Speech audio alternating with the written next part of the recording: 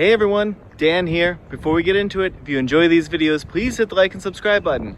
And keep in mind that these are my own thoughts, opinions, and ideas. These are not meant to be, nor should you take them as investment or trading advice in any way, shape, or form. Do your own due diligence, put in the work for yourself, and make your decisions based on that. Enjoy. All right, folks, here we are on Friday, April 12th. We're going to take a look at SoFi today. So SoFi having another bit of a drawdown today, a little over 4% to the downside. Obviously, as we look at the chart here, there's been reluctancy by the bulls to push it over $8 and hold it there, feeling more comfortable seemingly in the sort of low to mid sevens.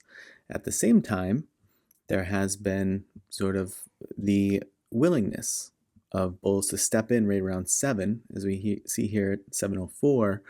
And a few, dips below, but also pushes above. So that's why we say sort of a level that it wrestles with. But certainly bulls showing willingness to step in at that level for now. So sort of just continuously batting it around between the 7 to mid to high 7s range and sort of showing, to my eye, the most comfortability, like I said, in the low to mid 7s. So that's again where we brought ourselves back down to today, right? Yesterday finished the day at 764. So that being a bit above, it sort of makes sense that we come down a bit below mid 7s today, if that sentiment is still holding true, which it seems as though it is. So if we broaden the picture here, this is what it leaves us with. I added in a level. Where did I add it? I think I added this 634 in. And so we have that as a stop along the way to 561 if it does pull back. But what I'm mostly looking at and wondering about, and we'll see in a moment how this sort of has confluence on the Thinkorswim chart, we have this uptrend support that will sort of collide with this downtrend resistance in, a matter of weeks. And so can it continue to compress its price action in there is the question. Now, the other thing is both of these have only confirmed really once, right? It confirmed this bunch here and it confirmed this bunch here. And so I don't know if it really hits hard on the upper bound or if it hits really hard on the lower bound of this pattern, if either of those will hold. Right, they may be pretty flimsy because there's not a ton of price action. If it can sort of stay central in the space for the moment, obviously that will continue to batter around the 745 level, a bit above, a bit below. Like we said, it's sort of staying between 7 and 8, maybe mostly staying low 7s to mid 7s. And if that continues to be the case, we have the opportunity for it to punch out here either to the upside or the downside, but maybe if this continues to take shape, it could result in a big move. The question is always, for a big move, which direction does the big move go? Now, if we look on the Thinkorswim side of things, we had a trigger and fire already. Now, here's sort of my question, my hypothesis. It's still at the mid-range. Obviously, this fire isn't bringing much of a move just yet. Now, since this pattern wouldn't necessarily play out fully until, late May, maybe even early June, obviously we have earnings prior to both of those periods, so maybe we'll see a push above or below based off of that catalyst.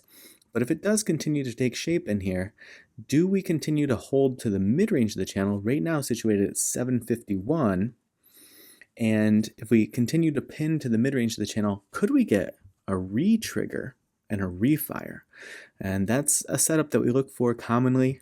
Price pin to the mid-range, trigger and fire doesn't result in much of anything, like we saw here, so far at least. Sometimes a fire takes a few days to play out. A few more days than it's already taken.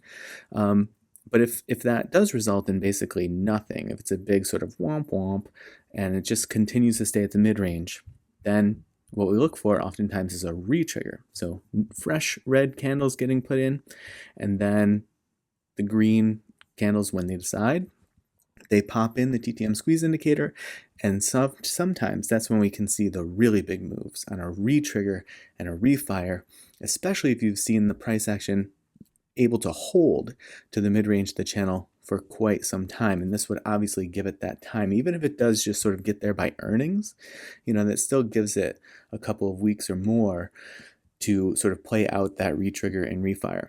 So I don't know if it'll happen, but it could be really interesting if it does. And if it does that and it gets a big move, the channel relatively wide, at least percentage-wise at the moment. So even if it had a big move to the upside, 820 right now is the upper bound of the channel. So it may even have a big move, but still stay relatively within the channel.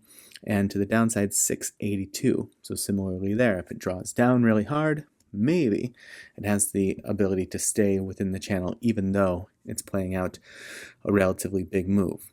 So, we'll see how that continues to play out, but we see there have been lengthy periods of time here where we get no trigger and fire at all. So it's interesting to see this potentially taking shape to get the opportunity for a retrigger and refire. You see this trigger and fire back here resulted in a really big move. It took a few days for that fire to continuously play out before that big move came, and you actually had a 1 candle retrigger put in here.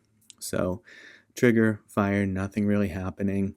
A brief retrigger, and then that fire set off a really big move, came back to the mid-range, and then it triggered and fired again, or I guess technically it triggered, fired, and retriggered and refired again, and that got it pushed up toward the $12 range, though it failed, pulled back in, trigger, fire, nothing happened, a 1 candle retrigger, and then a fire again, and that resulted in a relatively big drawdown over a period of time.